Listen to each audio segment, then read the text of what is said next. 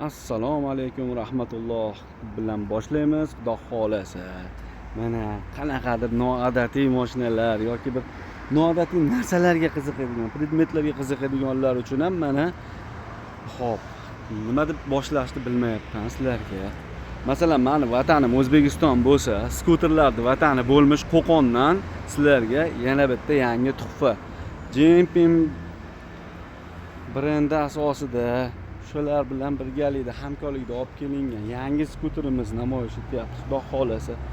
Eshiklari ko'rinib turadi.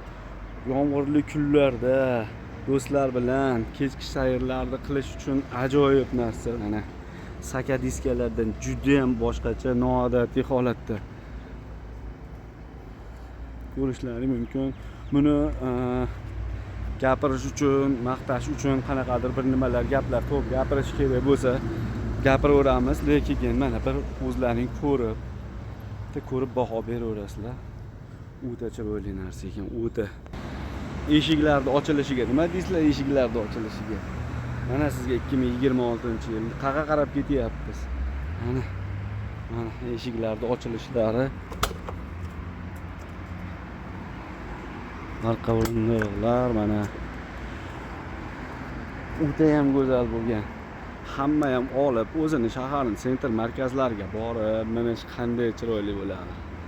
Mana qanday chiroyli, qanday yoqimli. Ko'ring buni salonlariga bir qiziqinglar. Salonlar, tablolar, zadniy kameralar albatta ko'rsatib turadi mana. Xohlasa.